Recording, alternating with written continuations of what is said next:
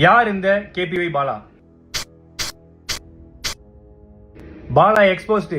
பாலா வந்து ஒரு சர்வதேச கைக்கூலி, இவன் ஒரு ஸ்கேமு, இவன் மாட்டோன்னு நினைச்சா வாங்கட அடிக்கலாம். இந்த வண்டி தான் அண்ணன் கேபி பாலா எனக்கு வாங்கி கொடுத்தது. இதை வந்து நிறைய பேர் என்ன சொல்றீங்க, வண்டி வந்து வாங்கி கொடுக்கல, பொய்யானது, நம்பர் பிளேட்லாம் மறைச்சிருக்காங்கன்னு சொல்றீங்க. இது வண்டி ஜெப்ட் நான் தான் ஓட்டுறேன், அண்ணன் எனக்கு வாங்கி கொடுத்த வண்டி தான். எவ்வளோ வன்மம் இல்ல.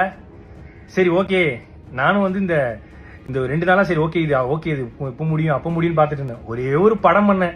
அந்த படத்துக்கு அப்புறம் இவ்வளோ வந்து ஏதாவது ஒன்று பண்ணுவாங்கன்னு எனக்கு சத்தியமா தெரியாது. ஒரு சின்ன கான்ட்ரவர்சி ஒன்று போயிட்டு இருக்கு இந்த ஆம்புலன்ஸ் ரிலேட்டடா. ஆம்புலன்ஸ் பார்த்தீங்கன்னா கொடுக்குறப்ப இல்லை டிடி அப்படின்னு சொல்லி மென்ஷன் ஆயிருக்கும். அது வந்து நாங்கள் கொடுத்த அடுத்த நாளே எங்களுக்கு தெரிய வந்துருச்சு அது வந்து டி மட்டும்தான். அன்னைக்கு பண்ண பெயிண்டிங் ரீஒர்க்னால வந்து டிடின்னு எக்ஸஸாக ஒன்று ஆட் ஆயிட்டுன்னு சொல்லிட்டு எஃப்சி முடிஞ்சதுனால இது நம்ம கேரேஜில் போட்டோம். அதுக்கு ரீப்ளேஸ்மெண்ட்டாக ஆம்புலன்ஸ் நம்ம கொடுத்து அது பயன்பாட்டில் இருந்துட்டு தான் இருக்கு மக்களுக்கு. அதில் எந்த விதமான பிரச்சனையும் எதுவுமே கிடையாது. ஸோ இந்த ஆம்புலன்ஸ்னால எவ்வளோ குழந்தைங்க பிறந்தாங்க, எவ்வளோ பேர் உபயோகம் அடைஞ்சாங்க, எவ்வளோ உதவி பண்ணுச்சுங்கிறத பற்றி யாருமே பேசவே இல்லை. இந்த ஆம்புலன்ஸ் வந்து ஒரு நம்பர் பிளேட், ஒரு டி பிரச்சனை, சின்ன டி, அந்த டி பிரச்சனையை வச்சுக்கிட்டு எவ்வளோ பண்றாங்க. இந்த ஆம்புலன்ஸ் மூலியமாவும் இந்த எத்தனை ஊருக்கு தண்ணி இல்லாத ஊருக்கு தண்ணி கிடைச்சி அந்த ஊர் மக்கள் வாழ்ந்துட்டு இருக்காங்க, எவ்வளோ ஆட்டோ டிரைவர்ஸ் இருக்காங்க. அது மட்டும் இல்லாமல் இந்த ஆம்புலன்ஸ் எவ்வளோ பேர் புழைச்சிருக்காங்க இந்த ஆம்புலன்ஸ் சர்வீஸ்ல. அது இல்லாம எவ்வளவு பசங்க வந்து படிக்கிறாங்க, இதெல்லாம் சொல்லக்கூடாது. அதெல்லாம் யாரும் நம்ம வந்து நல்ல பண்ற விஷயங்களை, பாசிட்டிவான விஷயங்கள் எதுவுமே போடுறது இல்ல. ஏதோ ஒரு சின்ன டி ஸ்டிக்கர் பிரச்சனை, அதை வச்சுக்கு நீ எக்ஸ்போஸ்டு முகத்திரை கிழிஞ்சது, அதுலயும் ஒருத்தர் போட்டிருக்காரு சர்வதேச கைக்கூலியா. ஐயா நான் தினக்கூலி, அது கூட பரவாயில்ல. இந்த ஹாஸ்பிட்டல் வந்து இவன் கட்டுறான், எப்படி இவனுக்கு உள்ள காசு?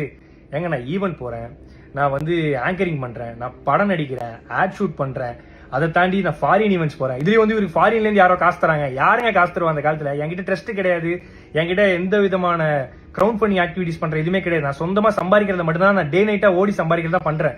அதுலயும் எப்படி ஹாஸ்பிட்டல் கட்டினா அவ்வளவு காசு வேணுமே, இவ்வளவு காசு வேணுமே? ஏங்க நான் வீடு கட்ட வேண்டிய அந்த கால் கிரவுண்ட் இடத்துல பின்னாடி அமுதவானன்ற ஒரு கால் கிரவுண்ட் வாங்கி அரை கிரவுண்ட்ல வீடு கட்டுற இடத்துல நான் வந்து ஒரு சின்னதா ஒரு கிளினிக் கட்டுறேன்.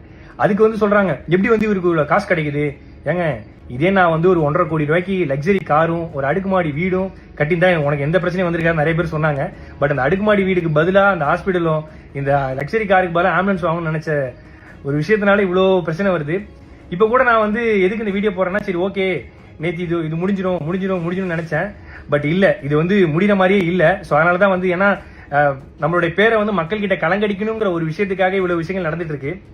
பரவாயில்ல, இப்போ நான் ஏன் வீடியோ போட்டேன்னா, இதை பார்த்து நிறைய மக்கள் வந்து நிறைய பசங்க வந்து ஐயோ இப்படிலாம் பண்ண இவ்வளவு பிரச்சனை இருக்குன்னு சொல்லிட்டு பின்வாங்கிடக்கூடாது. கடைசி வரைக்கும் அவங்களால முடிஞ்ச உதவி, ஏன்னா நம்மளை பார்த்து நிறைய பேர்